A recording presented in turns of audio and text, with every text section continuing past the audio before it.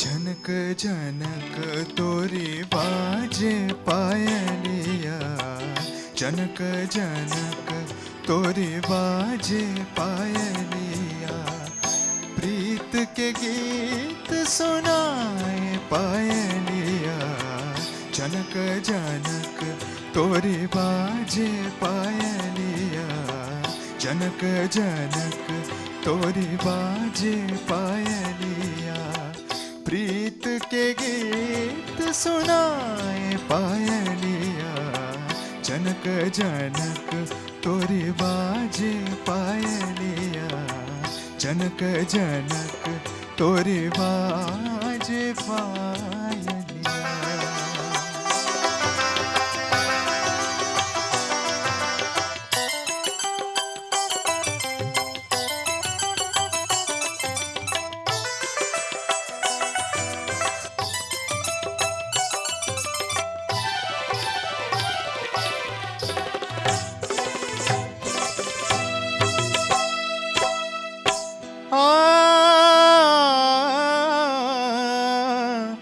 रंग महल और रैन सुहानी,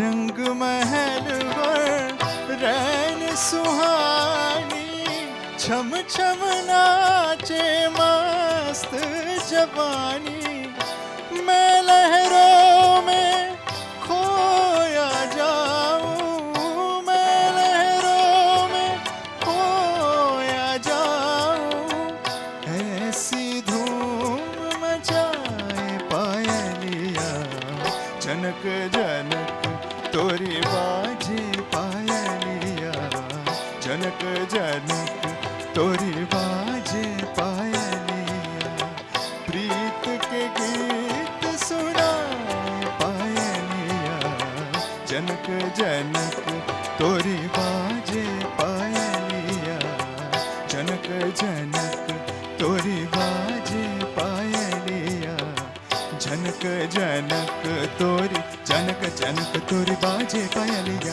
प्रीत के गीत सुनाए पायलिया, जनक जनक जनक जनक जनक जनक जनक तोरी बाजे पायलिया।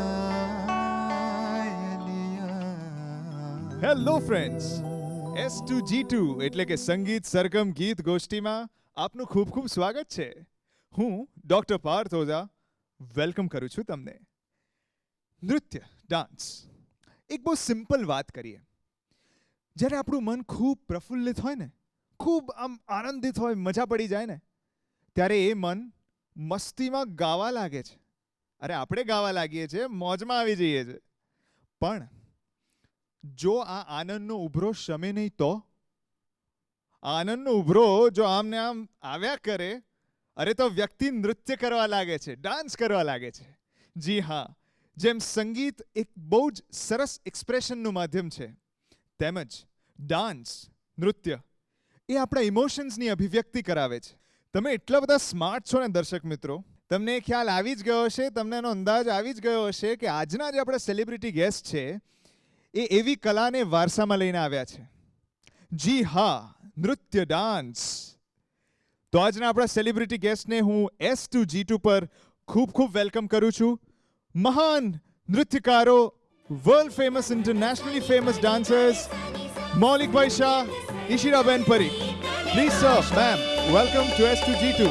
ડાન્સ, ગ્રેસ, એ બધાની વાતો એક ઇમોશનલ લેવલ પર તમારા બંનેની સરસ વાતો અમે દર્શક મિત્રો સુધી પહોંચાડીએ એવી આજની આશા છે અમને. Love to do that. Yes. તો આપણે આપણી ફટાફટ ગોષ્ઠી ચાલુ કરીએ, ગોષ્ઠી મંચ તરફ. પ્લીઝ ચાલીએ. આ ગોષ્ઠી મંચ છે, ખૂબ મજાની વાતો કરવાની છે, ધમાલ કરવાની છે, સાથે ડાન્સ પણ આપનો માણવાનો છે. With all regards to you sir and of course me, આપણે લેડીઝ ફર્સ્ટના સવાલ જ નથી, આગળ કહેવાની જ જરૂર નથી. ગ્રેટ. શરૂ. ઈશિરાબેન, આપનું મન નૃત્યકાર બનવા ક્યારે થનગની ઉઠ્યું? Parth, I don't remember a time when I did not want to dance. Oh, As a child, it was a given for me always કે મારે ડાન્સ જ કરવો છે. જ્યારે બિલકુલ ડાન્સ આવડતો નહોતો કે શીખી નહોતી બાળક તરીકે, પણ it was something that I always wanted to do, I guess. વાહ, એટલે સિન્સ ચાઇલ્ડહુડ તમારું Yes. એક સરસ લક્ષ્ય ફિક્સ એટલે હતું. એવું કંઈ વિચાર્યું પણ નહોતું કે આ કરું તે કરું. મને ઓલવેઝ મનમાં એવું જ હતું કે ડાન્સ કરવો છે. Right right. ઈશિરાબેન, આપનું કુટુંબ સાહિત્ય અને સંગીતની પરંપરાવાળું છે. કારણ કે આપના દાદાજી એટલે Rasiklal Parikh, great scholar, poet himself, અને ગુજરાતી રંગમંચના આઈ થિંક પહેલા મેના ગુર્જરી નાટકના લેખક સ્વયં. વાવ. આપના પિતા સુબંધુ Parikh, a very strong classical Indian classical rooted person. એની સાથે સાથે ટાઈમ્સ ઓફ ઇન્ડિયામાં પણ ઘણા વખત સુધી ઘણો રહ્યા. વખત. તો આ સંગીત સંસ્કારની તમે કી વાતો દર્શકો સાથે શેર કરો ને પ્લીઝ. ઘરમાં સાહિત્ય અને સંગીતનું વાતાવરણ તો બહુ હતું. કોઈ અમારા કુટુંબમાં પરફોર્મર હજી સુધી થયું નહોતું, પણ I think it is that backdrop of having that kind of culture and inclination જે તમને ઉત્સાહ આપે છે કે પ્રેરણા આપે છે. બહુ મોટા મોટા સાહિત્યકારો, અભ્યંકર દાદા અને આઠવલે સાહેબ, મારા દાદાજીને લીધે જયશંકર સુંદરી, પંડિત ભીમસેન જોશી, કુમાર ગાંધર્વજી, બીજા ઘણા બધા. એટલે એક પ્રકારનો માહોલ એ પ્રકારનો મળી શક્યો કે જેને કારણે આ જ દિશામાં વિચારવાનું થયું. Right right. એટલે વાતાવરણ બહુ મોટો. મને તો એવું જ લાગે છે કે I am what I am because I was born in this family. વાહ, ગ્રેટ ઈશિરાબેન. બીજું કે ભારતમાં આપણે ઘણા બધા નૃત્યો છે, lot of dance forms exist, પણ એમાંથી કથક જ કેમ? I think that is because of Kumiben, અચ્છા. મારા ગુરુ કુમુદિની લાખિયા. ઓહો. હું જ્યારે નાની હતી ત્યારે એમના ગ્રુપ સાથે બહુ પ્રોગ્રામ્સ થતા અમદાવાદમાં, રાઈટ અને રાઈટ. મારા પેરેન્ટ્સ મને જોવા લઈ જતા. તો એમને જોઈને મને એમ થતું કે આમની પાસે મારે ડાન્સ શીખવાનો છે અને એ જેવો કરે છે એવો ડાન્સ શીખવાનો છે. ઓહો. એવું એક મનમાં એવી એક છાપ જ ઊભી થઈ ગઈ. સો તમે મનોમન ગુરુજીને પામી ગયા. Fortunately for me she was in Ahmedabad. So right right. Great ઈશિરાબેન.